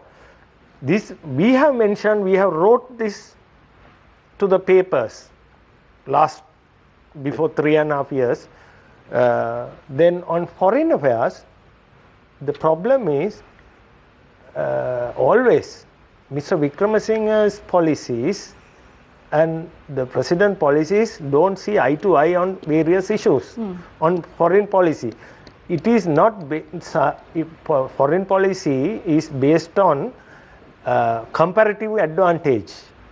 What Mr. Wickremesinghe thinks as comparative advantage is not thought by us as comparative advantage. That is the issue. Mr. Senasinghe, one of the examples of this this marriage between two very different entities we saw in the Singapore-Sri Lanka Free Trade Agreement, where now the president has, I mean, as a media organization, we also brought in panels of experts who said that they haven't been properly consulted, their feedback hadn't been taken in, and that this document was not good for the country. These were some of the views that were coming in. Now, the president himself said that he proposes to halt this until it can be rectified.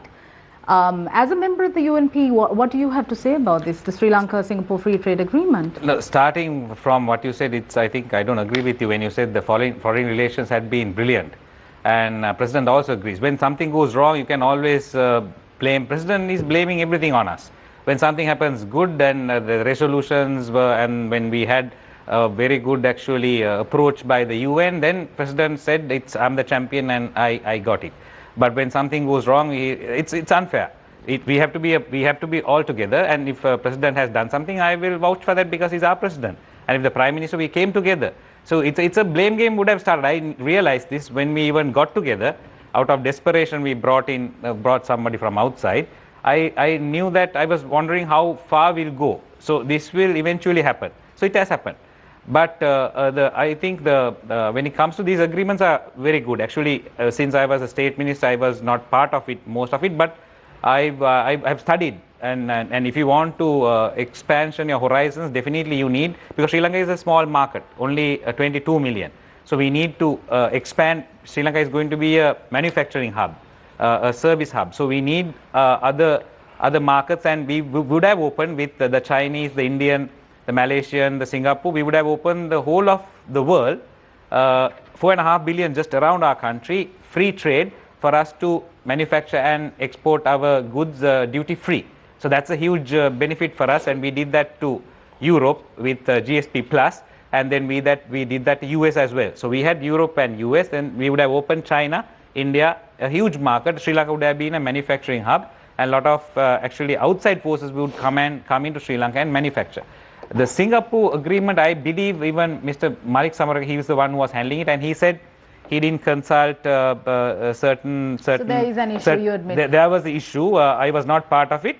But right. if you were State Minister of International Trade at that time. Yeah, I have a separate, very limited responsibility as a State Minister.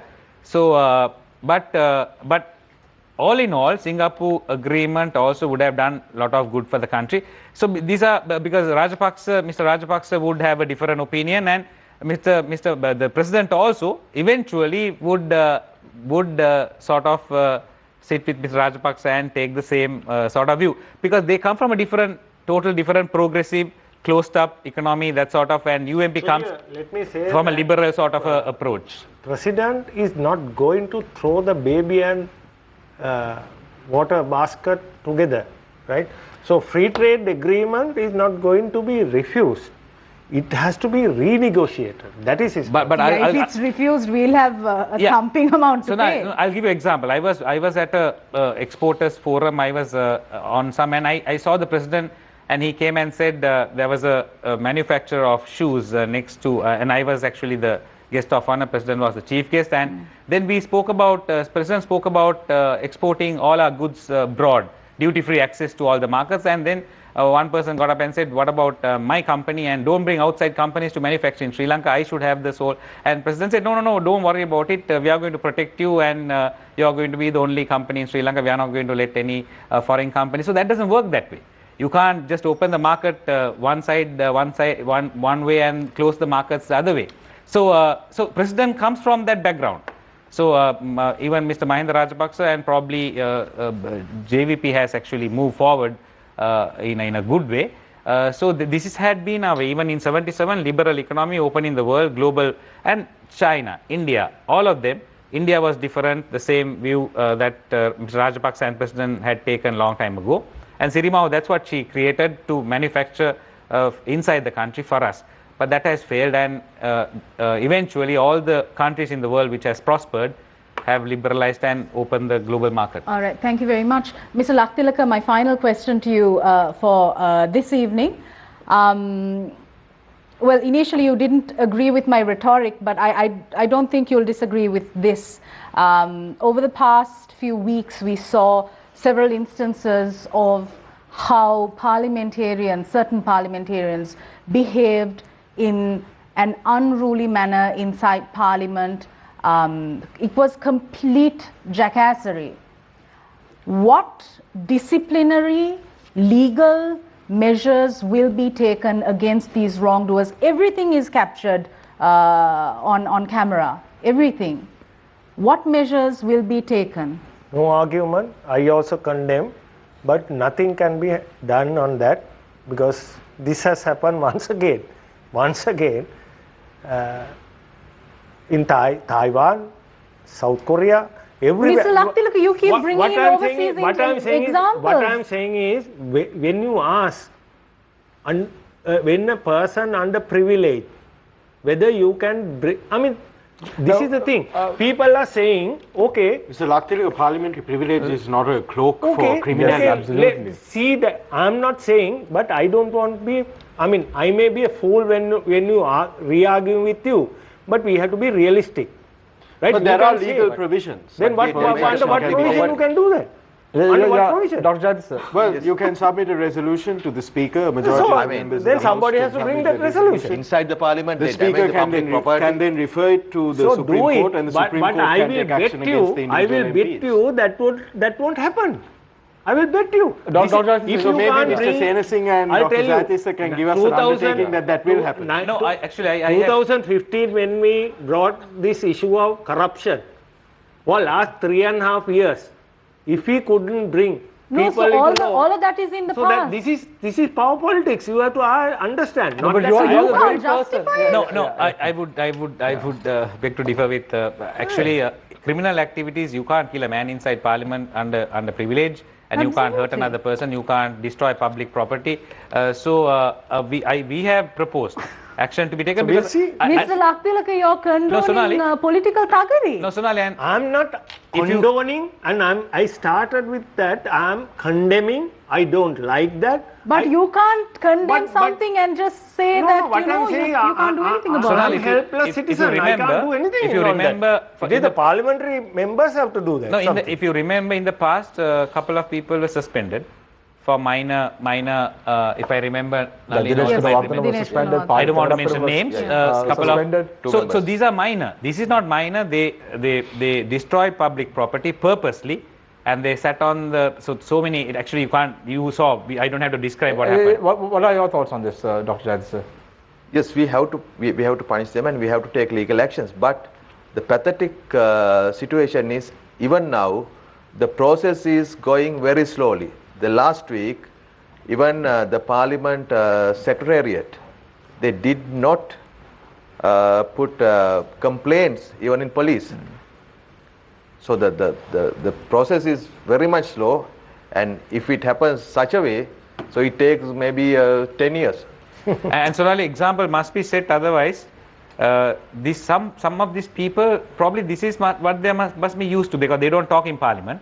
And where were you when all this was happening? Watching, just seated in front, and out of a maze. And Nalin was in front of me. Yes. He was in front of me, and I was thinking, what can I do? And the speaker was, the abuse speaker was actually hammered almost. And you only could watch. I didn't want to get involved because I know once I get involved, if then I would also be part of it. So I knew that I was wondering, what is my role? To sit and wait, or to protect the speaker and the rest of the crowd? So I didn't know actually. I just sat and waited and watched as much as I could. So very quickly before we move on to a short commercial break, I want to understand the JVP policy now, Dr. Jayatis sir. Now, what is the JVP going to do? Now, the JVP speaks about a homegrown economy, a homegrown system, and not the sale of state assets. It has to be a homegrown model. You all have spoken about a homegrown model, but never have you all spoken about the contents of it. So what do you all really want to do? You can see within 2 months, we are preparing the economic policy in detail wise, when in economy, IT sector, how it affects the environment, everything. So we will submit it the end of January. Anyway, we believe that the country needs our own economic system. We have to open it, and we have to take the foreign investment as well. We have to get the private sector, but the social security must be ensured by the government. Now, you are aware that the GMO has obtained the signatures of more than nearly 10,000 medical professionals to protest the possible appointment of Dr. Rajasen Ratna as the Minister of Health. Are you aware of it, Dr. Jayatis? Did you sign this particular petition as well? No, I am not a member of GMOA. Okay, so you were not. Yes, I think. So what are your thoughts on this? The GMOA, when President Mahinda Rajapaksa was in power, was quite silent. Yeah. But suddenly, with the shift of power, again they are becoming vocal. Why is that? Even in last 51 days, they were silent. Yeah, that's what I'm saying. Yes. During the last 51 days, they were silent, but suddenly they're trying to be vocal about the country's issues now. Again, once again. It's very obvious that their political agenda is very open. However, as a trade union, yes. I mean, as a trade union of professionals, they have to keep and maintain their dignity and the trust of the membership. They have to involve the health sector problems as well as the national problems, but it is, I mean, it should be, they have to justify it. But the JVP-led unions at universities joined hands with the GMOA when it came to protesting against this item. Yes. And now you're saying that they have political agenda. Why does the JVP then join hands with an organization that has a political agenda already? In certain issues, we have to work with other trade unions and even the political parties. At that the SITEM issue, we were on the same stage of even so are you trying to say, Rajapaksa's party. Yeah, so are you trying to say when the power is moving towards one side, when the JVP thinks that they should move with that power in order to gain a political advantage, they will move with that political party, like which happened with the current political turmoil. You all knew that the UNP could garner 117, so you all abstained. So by abstaining from voting, that meant that you all were supporting the UNP, isn't it? So what's the difference between now we abstain, be inside the parliament, the joint opposition or the UPFA members, they abstain without coming to the parliament. No, but the question is, so but out of 225, only 117 supported Ranil Wickremesinghe. All others abstained. So only we were there. Yeah, we were there, and they were absent. No, the question is very simple. Do you think people are of the opinion that the JVP slants towards the political party which has the power? Like we saw that happening with parties like the Sri Lanka Muslim Congress and the ACMC. You have seen the Sri Lanka Muslim Congress, CWC joining hands with the government, which can garner the support of the majority in parliament. Is this the same case with the JVP also? No, you can see in the future from tomorrow what we are going to do in the parliament as well as the outside. So you all are going to support former President Mahinda Rajapaksa's political party as an opposition? No, they are in the opposition as well, we are in the opposition, but you see there will be some certain issues we have to fight. But together. Politically, yes, together, but politically we are different. In certain issues we have to go together. Dr. Jayatissa, before we go into a short commercial break, if you were to support a political party, apart from the JVP, in a neutral basis in Parliament, which political party would you support? You don't have to answer that question. We're now going for a short commercial break. When we come back, it's the final round. Stay connected, stay with Face the Nation. We will be right back.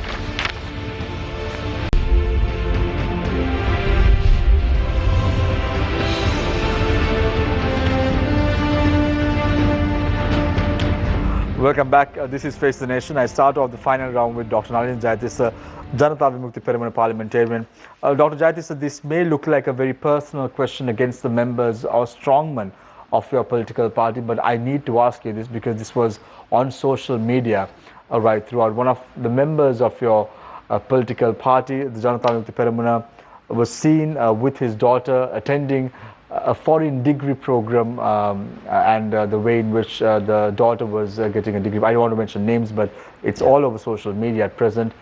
People were trying to guess if this happens, because JVP speaks about a homegrown system, a homegrown mechanism, homegrown universities, and then his daughter goes and obtains a foreign degree.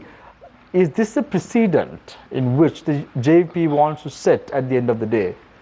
No, we are fighting to secure the state education, state health, finally to ensure the social security for everyone. But we as ordinary people, we have to choose the selections from this society. So there's private sector, private education, private health, private transport, production, everything. So as a father or as parents, they have to take the decision in this society. Is there the state education is very much strong and everyone can enter into state universities, no problem. His daughter can send to that university, but we have, yes, there's very less opportunity. But Dr. Jayatissa, don't you think that this is the very reason, because there was private universities in Sri Lanka, that his daughter was able to attend a private university, obtain a degree, and he as a proud father, and he as having a proud wife, went to that university that day and obtained the degree for their daughter because there was private universities available in the country?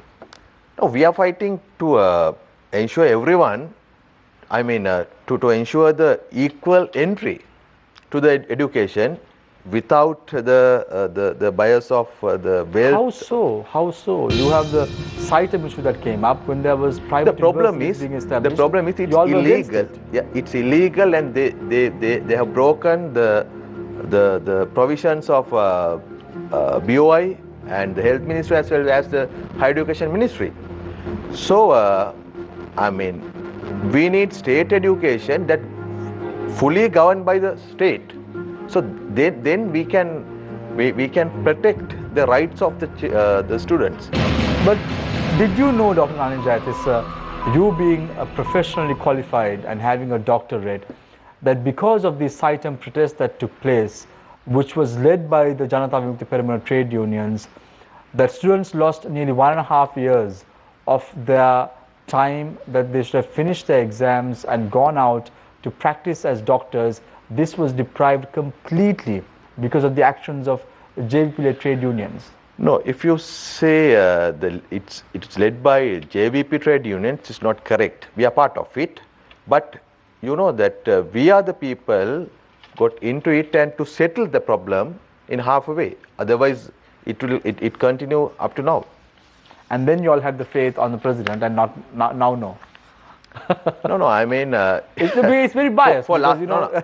I mean, he has to obey the constitution at least. Thank you very much, Dr. Nalin Jayathi sir, Janata Vimukti Peramuna parliamentarian. I must thank Dr. Jayathi sir for coming here, and it's always a pleasure to have someone from the Janata Vimukti Peramuna, professionally qualified, coming here and seated and speaking to a English-speaking audience. Thank you very much, Dr. Jayathi, for joining us this evening on the show tonight.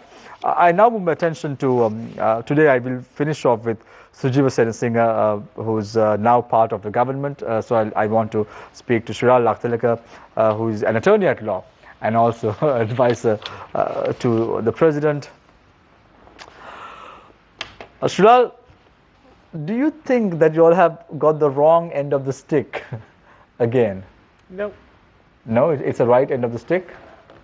So, I don't know, perhaps Nalinda may understand, we believe the dialectical process. In dialectical process always quantity becomes quality. So therefore we are not worried about one end, another point. So it will go on. I mean, this is a process, political process. So today or tomorrow will be not the day after tomorrow. So therefore this is a evolving process. So we are not worried about that.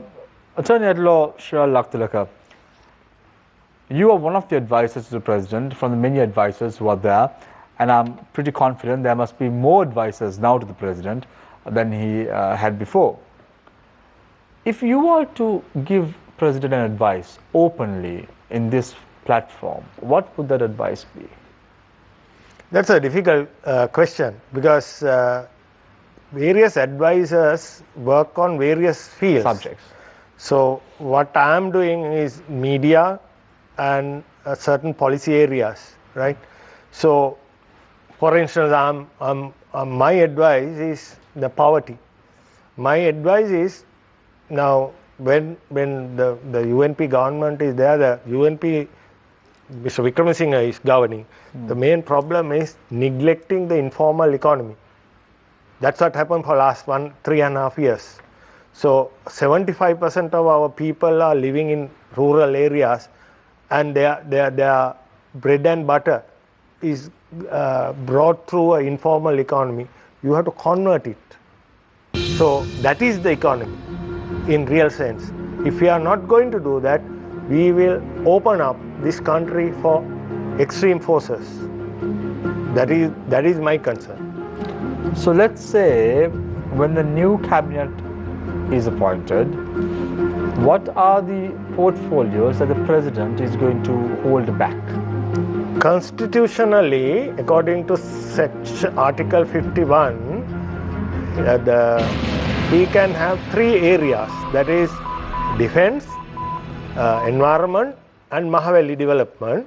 But the Article 51 says under that you can tag many other ministries. So logically, I would rather like if we keep law and order also with defense. So 2 areas, that is a national security and national development, must be in the hands of president. When you say about the law and order ministry, there was discussions when the last cabinet reshuffle took place. I'm talking about prior to 26th of October, giving the Ministry of Law and Order to Field Marshal Sarat Fonseca. Do you think that is on the cards? So those are social media requests, no? That is not the request of nobody has requested. Actually, no serious politician from UNP has requested that. Thank you very much, Shiral Lakhtalekar, advisor to the president, attorney at law. But I just thought I'll remind you that there was a discussion about Field Marshal Sarat Fonseca getting the post of Minister of Law and Order just prior to that cabinet reshuffle. A week before that, Field Marshal Sarat Fonseca had gone to the residence of President Maithripala Sirisena to discuss about why he not being chosen. So it's based on the social media discussion. Yeah, and then there was a discussion between President. It's a social media discussion that led him to go and discuss. Absolutely, but there was a discussion, Shiral Lakhtalekar. attorney at law. But always it's a pleasure to have you. I think we're meeting again on this show after we met the last time at the UN. I requested you to come on the show, then you came, and then this is the second time that I'm seeing you after that. Thank you very much, Shiral, for joining us this evening on the show. Thank you. It's always a pleasure to have you on board. Last but not least, we have Sujiva Senasinghe, the 45-year-old parliamentarian, National Party parliamentarian, seated here with us today, who's also an attorney at law. Sujiva, there are some loose ends within the UNP, and that is no secret. There are some loose ends that need to be tightened if you all are looking at the 2020 elections seriously. You being an individual who's very, very vocal, can you just name a few of these loose ends that the UNP has?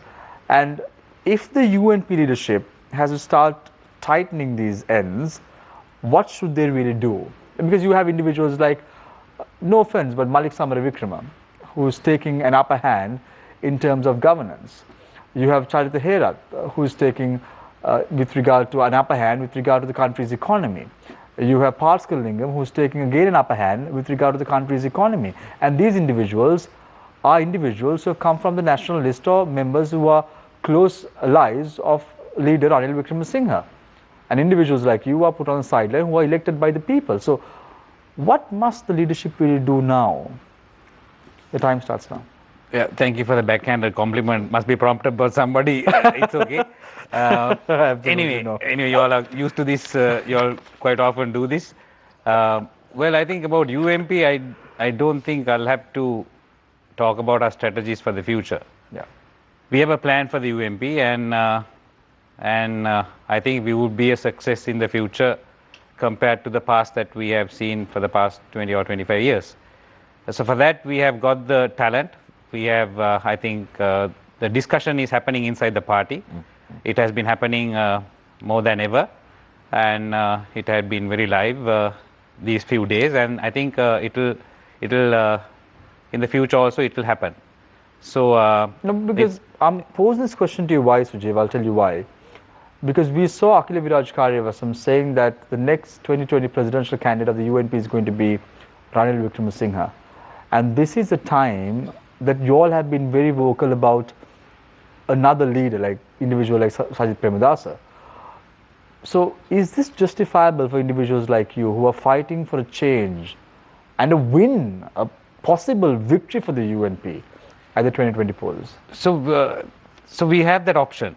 The party has that option, and we have a young, remarkable leader in the offing for the future. So that is a huge plus for us, not like other parties. So the party will actually, once we get together, we'll take a decision, and all in all, the economy actually, we have to start. 2 months had been very bad for the country, and the exports have increased up to about 20 to 30% in the country. The tourism increased up to about 40 to 50% in the country. It may come down about 10%. So the infrastructure has been laid, and things have been very positive. The difficult work we have done, the platform that we have laid, and we were just about to see results. So we have 1 year. It's going to be a crash course for us. I think with that keeping in mind, and as I told you, the ease of doing business standing coming down and computerizing all the agencies in the country, I think we'll be able to, within about 6 months, reach a certain level of development. How confident are you that you can turn around the country in the next 1.5 years, which you couldn't do for the last 3.5 years? I'm very confident for this reason, Shamir, because the last 3 years, as everybody said, the exports from 34%, it came to 14% when we took the government. So from that, we have to put the infrastructure. We have got the NEST, the National Export Strategy, the economic strategy. So all these things, we needed about 2 to 3 years to put the platform. And the infrastructure being developed all around the country, the Kandy Highway, the Matra Highway, and so forth. So all the good work, the results we would start seeing them probably within 6 months, 1 year, and 1.5 years. So a remarkable portion of the development would happen within that time, and then the changes also in the party, the reforms also would happen, and we are very hopeful that in 2020 we would definitely win the presidential election and then the parliamentary election as well. Do you think as a professional that there needs to be an educational qualification when you award ministerial portfolios, and even an upper age limit when you award ministerial portfolios? I'm just asking for a personal opinion as a professional. Sometimes the educated person and the non-educated person may not sometimes may have the same qualifications. Certain times uneducated people have done really well. Sirimao Bandaranaike, probably D.S. Naik, Mr. Premadasa. The opposite also, educated people have sometimes. So it's a subject. The upper age limit? That also sometimes elderly people have, leaders have done well. Ronald Reagan, J.R. Jayawardena. So it's a very mixed question. It's easy for me to get the public onto my side and say, yeah, get the youngsters, get the new blood. But do you think it's important to have some young people, like just as Ryan Wickremesinghe got an opportunity definitely, when he was 28? No, definitely. Not some. Half at least the young, as Mr. Wickremesinghe, Mr. Premadasa, Mr. Gamin Sanayak, all of them. Except for Mr. Premadasa, all of them were below 40 when they became cabinet ministers. So these are very quickly. If the JP is willing to support the UNP in a government, would you all be willing to give a portfolio or two to the JVP? Well, we don't have a problem. JVP has done well, actually curbing the corruption in the country, and they have voiced their opinion, and I'm quite supportive of their efforts. But when it comes to policy, sometimes we clash, and it doesn't work. The closed economy concept, and as you said, the private education. So we clash. We are not for the closed economy. Yeah. So no. They try to reform that, and they try to bring a different angle altogether. Angle to it, but it's not easy. So with our policies, it's difficult for us to. I'm posing this question to Sujiva, Dr. Jayatissa, because of a reason. Because it seems that the JP will never be able to single-handedly form a government in the country for the foreseeable future. You agree on that, right? Yes. And you all have to join hands with some political party if you are to gain a ministerial portfolio to really work for the people. Or are you looking forward to being in the opposition for the rest of your life? No. We don't need to become the power as a single party, but based on the policy. We are trying to form a broad political alliance. So we can invite some political parties, but not UNP and SLFP. Which party are you looking for? just we'll see. There's that can be an political opportunity now for the someone alternate force. So we'll try. Thank you very much, Dr. Jayatissa. I like your optimism on that. On that note, we end. Thank you very much, Sujiva Senasinghe, attorney at law, UNP parliamentarian, for joining us tonight on the show. It's a pleasure to have you on board, as well as attorney at law Shiral Lakhtilaka, advisor to the president, one of the advisors to the president. We can't single-handedly blame everything on Shiral Lakhtilaka. But thank you very much, Shiral, for joining us this evening on the show. And Dr. Nalini Jayatissa, JP parliamentarian, as I said before, it's important to get, for our English-speaking audience, the story of the JP. It's always a pleasure to have a JP member sitting on our panel. As always, thank you very much, Nadeem. Thank you very much, attorney at law Sarali Walingabadige, for joining us tonight on the show. As always, I leave you tonight with a quote, as I always do. Sri Lankan people are a resilient nation. Our greatest glory is not in never failing, but in rising every time we fail. Where do we stand now? We are a resilient nation. Tonight, I leave you with that. Take care and good night.